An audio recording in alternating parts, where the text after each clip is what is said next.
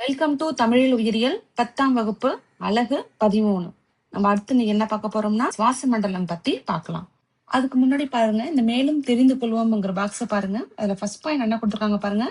அட்டைகளுக்கு காது இல்லை, அவை அதிர்வுகளை தோல் மூலம் உணர்கின்றன. அதோடைய அந்த உணர்வு உறுப்புகள்னு நம்ம எதை சொல்றோம்னா அதோடைய தோல் பகுதி தான். அதை வச்சுதான் என்ன பண்ணிக்கும்னா சுத்தி நடக்கக்கூடிய விஷயங்களை அது உணர்ந்துக்கும்.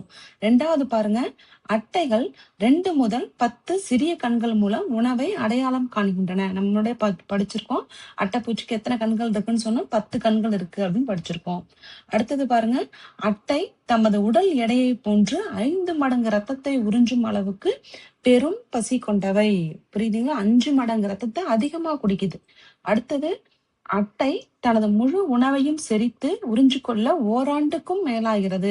அதாவது ஒரு தடவை அட்டைப்பூச்சி ஃபுல்லா அந்த 10 சேம்பர் படிச்சோம்ல வயிற்றுக்குள்ள, அந்த 10 அறையும் நிரம்புற அளவுக்கு ரத்தம் குடிச்சுச்சுன்னா அந்த ரத்தம் செரிக்கிறதுக்கு அடுத்து அதுக்கு எவ்வளவு நாட்கள் ஆகும்னா அதிகபட்சம் 1 வருஷம் ஆகும்.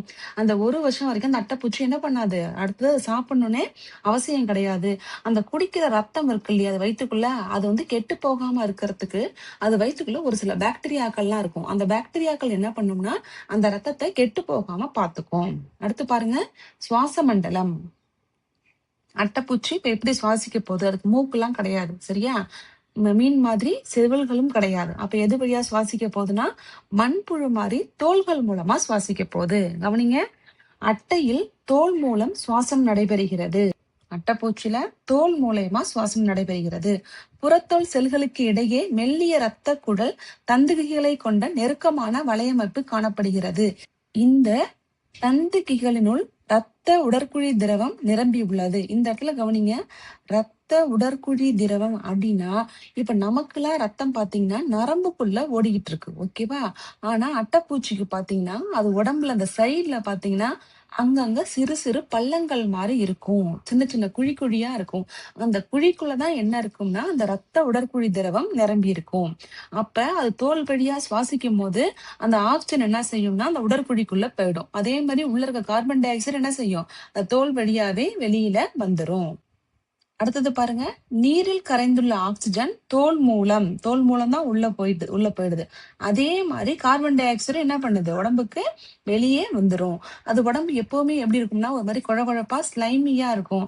அதுக்கு என்ன காரணம்னா அந்த உடம்புல சுரக்கக்கூடிய அந்த கோழை சுரப்பு தான் என்ன பண்ணுதுன்னா தோலை ஈரமாவும் வழவழப்பாவும் வச்சுக்கிறதுக்கு ஹெல்ப் பண்ணுது. மேலும் இது உடல் உலர்ந்து போவதிலிருந்து பாதுகாக்கிறது. யாரு பாதுகாக்கிறன்னா அந்த கோழை சுரப்பு அது உடம்ப பாதுகாக்குது. அடுத்தது பாருங்க, சுற்றோட்ட மண்டலம் அப்படின்னா என்னது அர்த்தம்? சுற்றோட்டம்னா சர்க்குலேஷன், உடம்பு ஃபுல்லா என்ன சர்க்குலேட் ஆக போகுதுன்னா அந்த ரத்த உடற்குழி திரவம் சொன்னோம் இல்லையா, அதுதான். இதை கவனிங்க, ரத்த உடற்குழி மண்டலம் மூலம் அட்டையின் சுற்றோட்டம் நடைபெறுகிறது. உண்மையான ரத்த குழாய்கள் இல்லை. ஏன்னா நம்ம உடம்பு மாதிரி அட்டைக்கு என்ன கிடையாது, அந்த நரம்புகள்லாம் கிடையாது, ரத்த குழாய்கள்லாம் இல்லை. அதனாலதான் உண்மையானன்னு கொடுத்திருக்காங்க. அடுத்தது பாருங்க, இரத்த குழாய்களுக்கு பதிலாக ரத்தம் போன்ற திரவத்தால் நிரப்பப்பட்ட இரத்த உடற்குழி கால்வாய்கள் அமைந்துள்ளன. அந்த இரத்த உடற்குழி கால்வாய்னா குட்டி குட்டி குட்டியா ஒரு குழி குட்டியா பள்ளங்கள் பள்ளங்கள் மாதிரியா அமைஞ்சிருக்கு. அந்த உடற்குழி திரவத்துல என்ன இருக்குன்னா ஹீமோகுளோபின் இருக்கு. அடுத்தது, சுற்றோட்ட மண்டலத்தில் 4 நீண்ட கால்வாய்கள் உள்ளன. இப்ப கவனிங்க, அந்த சுற்றோட்ட மண்டலத்துல எத்தனை கால்வாய் இருக்குன்னு சொல்றாங்கன்னா 4 கால்வாய் இருக்குன்னு சொல்றாங்க. அந்த 4ம் எங்க இருக்கும் அப்படின்னா நல்லா கவனிச்சுக்கோங்க. ஒரு கால்வாய் ஒண்ணு எங்க இருக்குன்னா உணவு பாதையின் மேல இருக்கு, மற்றொன்று உணவு பாதையின் கீழே இருக்கு. இன்னொன்னு மற்ற 2 கால்வாய் எங்க இருக்கும்னா உணவு பாதையின் இரு பக்கங்களிலும் அமைந்துள்ளது. அதாவது ஃபார் எக்ஸாம்பிள், நான் உங்களுக்கு இங்க அட்டைப்பூச்சி சும்மா வரைஞ்சு காட்டுறேன் பாருங்க. ஒரு கால்வாய் அட்டைப்பூச்சியோட மேல் பக்கம், இன்னொன்னு இதுக்கு அடிப்பக்கம் வச்சுக்கோங்க, இதுக்கு அடிப்பக்கம். இன்னொன்னு அட்டைப்பூச்சியோட இந்த சைடு, அட்டைப்பூச்சியோட இந்த சைடு. இப்ப 4 வந்துருது. ஏன்னா 3 தான் வரைஞ்சிருக்கோம்னா 1 அடிப்பக்கம் இருக்கு, ஓகேவா? இந்த மாதிரி 4 கால்வாய்கள் இருக்கு. இவ்விரு கால்வாய்களும் உட்புறம் வால்வுகளை கொண்டு இதயம் போன்று செயல்படுகின்றன. 4 கால்வாய்களும் கீழ்ப்புறத்தில் 26வது கண்டத்தில் ஒன்றாக இணைகின்றன. இந்த 4 கால்வாய்களும் உள்ள என்ன இருக்குன்னா இதயம் மாதிரி வால்வுகள் வச்சிருக்கு. அதனால அது யார மாதிரி செயல்படுதுன்னா இதயம் மாதிரி செயல்படுது, ரத்தம் மாதிரி செயல்படுது, ஓகேவா? அடுத்தது, இந்த 4மே எங்க ஒன்னா இணையுதுன்னா அது பாடியில 26வது கண்டத்துல ஒன்னா இணையுது. அடுத்து பாருங்க, நரம்பு மண்டலம். அட்டை மைய, பக்கவாட்டு மற்றும் பரிவு நரம்பு மண்டலங்களை கொண்டுள்ளது. மைய நரம்பு மண்டலம் நரம்பு வளையம் மற்றும் ஓரினை வயிற்றுப்புற நரம்பு நாணை பெற்றுள்ளது. அந்த மைய நரம்பு மண்டலத்துல என்ன இருக்குன்னா நரம்பு வளையமும் ஓரினை வயிற்றுப்புற நரம்பு நாணையும் பெற்றுள்ளது.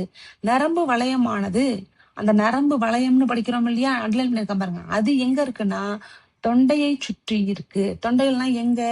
தொண்டையின் மேல் பக்கம் தொண்டைய சுற்றி இருக்கு, தொண்டைக்கு கீழே இருக்கு. ஓகேவா?